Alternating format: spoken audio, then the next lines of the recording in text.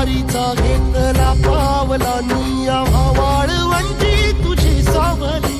कळा भेट घेण्या भीमेची निघाली तुझ्या नाम घोषात इंद्रायणी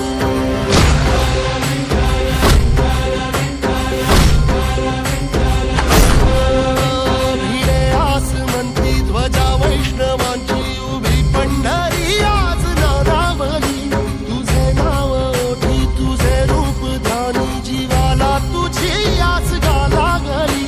जरी बाप साऱ्या जगाचा परी